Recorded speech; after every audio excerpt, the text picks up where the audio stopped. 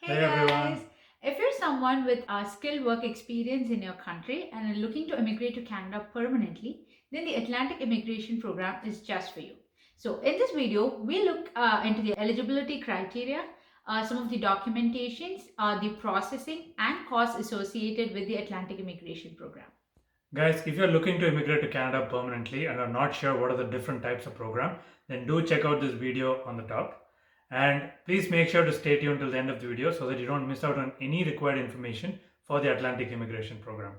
Also, please make sure to subscribe to the channel so that you can get more informative videos such as this. Now let's just get straight into the video. So, guys, let's first see what is an Atlantic Immigration Program. An Atlantic Immigration Program allows you to immigrate to Canada as a permanent resident should you desire to move to one of the four Atlantic provinces in Canada, as you can see on the screen. Now, in order to be eligible for this program, you must either be an international student who has graduated from these provinces or be a skilled worker who is ready to immigrate to Canada into one of these four provinces. Now, in order to be eligible for the Atlantic Immigration Program, there is a set of minimum eligibility criteria that needs to be met. So the first one is you must have a qualifying job offer from one of the designated employers in any of these four provinces. And number two, you must be a skilled worker or an international student who has graduated from these four provinces.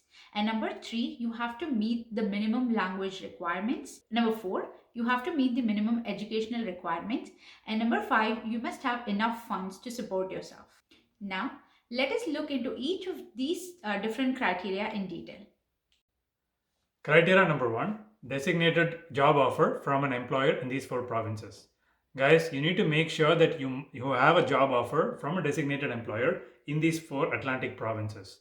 Now, this employer must be designated by the province, and just for your convenience, in the description below, we have put a link to each of the designated employers that all the provinces have. Now, the job offer that you get must meet certain criteria for it to be considered eligible. Now, number one, this job offer must be continuous and full time. So, for example, let's say if something is seasonal work, such as only for the winter or the summer, then that job offer would not qualify for this immigration program. Now, let's say if you're in tier category 0, 1, 2, or 3, then the job offer must be valid for at least 1 year after you get your permanent residency. Now, if your category is tier 4, then your job offer must be permanent with no conditions attached to it. There are literally no exceptions to it. Now, the final criteria is that the job offer that you get from one of these designated employers must be in the same level or should be higher than the tier category that you had based on your previous skilled work experience. If you're not sure which tier category your previous work experiences or the current job offer is in, please make sure to check out this video above. Now, if you're an international student who's graduated from one of these four Atlantic provinces, then you don't need a job offer to be able to immigrate to the Atlantic provinces. And so that's the only exception to this program. Eligibility criteria number two is skilled work experience. Guys, this criteria is very simple and straightforward. In the last 5 years, you must have gained at least 1560 hours of work experience either in Canada or outside Canada. Now, this experience could be a combination of a few factors. It could be a single full-time job. It could be multiple part-time jobs or just a single part-time job over the course of the 5 years. All that matters is the 1560 hours of work hours. Now, the great part about this skilled work experience category is the fact that if you were a student and if you had work experience, that directly counts towards the eligible skilled work experience in the program. However, let's say if you worked as part of a volunteering program, or like there was some self-employment that you did back home, now those sort of job categories does not count. Now, if you're not sure how to write a job reference letter, please check out the video up top. And guys, finally, your work experience could have been in any of the tier categories such as tier 0, 1, 2, 3, or 4. Any of these categories would be eligible as skilled work experience as part of the Atlantic Immigration Program. Criteria number three, educational requirements. Now, if your job offer is in tier 0 or tier 1, then you must have had at least 1 year of a Canadian degree or an equivalent. If your job offer is in tier 2, 3, or 4, then a diploma is good enough. So guys, if you have studied outside of Canada, then make sure your education is verified through WES or IQAS to match its equivalent in Canada and to know if you're eligible. Criteria number 4, language requirements. Now, in order to be eligible for the AIP, you must take one of these exams, which is the IELTS, CELPEP or French exam. Now, the scores for these exams depend on the tier category your job is in. So, for example, if your job is in tier category 0, 1, 2 or 3, then your CLB score has to be 5 or above.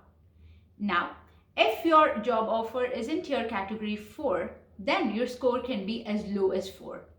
Now guys, this is one of the lowest scores among all of the other immigration programs available out there. So definitely this is something that's achievable. Eligibility criteria number 5 is proof of funds. Now, if you're looking to immigrate as a foreign skilled worker, then you need to show to IRCC some minimum funds for you and for your family who is looking to move here. Now, if you're not sure what those fund amounts are, you can look at the screen and the table and you'll be able to know how much amount of money you need to be able to show. Now, the only exception to showing this proof of funds is if you're already in Canada, let's say on a work permit, and are already working here. In that case, you don't have to show any proof of funds. You need to make sure that this amount is in your name and it's not been borrowed just for the sake of the immigration program. Some of the documents that you could show for this purpose include your last 6 months bank statement, some of your tax slips showing your salary pay slips, possibly a gift deed if you're gotten money as a gift from somebody else in your family, so on and so forth. So these are just a few documents that you would need. So guys, now that you've understood what some of the minimum eligibility criteria are, let us look into what is the process of application to this program. Now, you need to make sure you collect all the necessary documentation that you need for all of these criteria. So this include the documents I spoke about for proof of funds, your educational requirements, certificates, your language requirement letter, let's say the IELTS or the CELPEP exam stamp sheets, your qualified job offer, your job reference letter from your previous skilled work experience, and so on and so forth. Along with this documentation, you will also need to fill out a certain forms. I'm putting a table on the screen which will show you all the different documents that you need to fill out. If you have any general questions in terms of filling out these forms, please let us know in the comment section down below and we'll do our best to answer these. Once you've gathered all of this documentation, you will need something called a settlement plan and you need to access that to one of the settlement services available in Canada. Now, this is a free resource and for your convenience, we're putting a link in the description below where you can find the various settlement services organizations that have been approved by RCC that offer this service. Now, this settlement plan is really important because you need to give this to your employer. Now, once you provide the settlement plan to your employer, they will then send it along to the province and the province will send you something called a certificate of endorsement. This certificate of endorsement is something that you need to submit when you're applying online for the Atlantic Immigration Program to make sure that your job offer is valid and has been authenticated by the province. Now that you've understood the minimum eligibility criteria and the process that it takes to apply for permanent residence under the Atlantic Immigration Program, let us now look into some of the costs that are involved as part of this. Now, the first cost is obviously going to be your education verification, especially if you're from outside of Canada. So if you decide to go for a WES evaluation, that will cost you roughly around like $150 Canadian. The next one is obviously your IELTS or CELPEP exam. That should cost you roughly around 300 Canadian dollars. And then once you've done the two things, when you are ready to apply for your permanent residence, the permanent residence fee will cost you around like $1,365 per person. If you're applying with your spouse, then it's again another $1,365 for your spouse. And if you're applying with a child, then the child will cost you around $230 for the application. Now, once you've submitted an application, you will then be called in for biometrics, and that biometrics will cost you another 85 Canadian dollars on top. Following a biometrics, you will be asked by RCC to conduct a medical exam. We estimate medical exam to cost you roughly around the 100 Canadian dollars estimate. So these are the various costs involved as part of the application process. Now, your individual costs might differ. Let's say if you need specific documentation at various places, and there will be like some miscellaneous costs involved. So that will change on a person-to-person basis. But these are the major costs as part of the application process for the Atlantic Immigration Program. Guys, one of the great benefits of this program is the opportunity to get a temporary work permit while your permanent residence application is being processed. So this is something that your employer will take care of depending on how fast that they need you. So definitely something you can consult with the employer to see if you can move to Canada at an earlier date compared to when your permanent residence will be processed. So guys, now that we've come to the end of the video, we hope that we've given you enough information for you to decide if Atlantic Immigration Program is your way to immigrate to Canada. Now, if you have any questions in regards to any of the information that we shared with you today, please let us know in the comment section below and we'll be more than happy to answer them.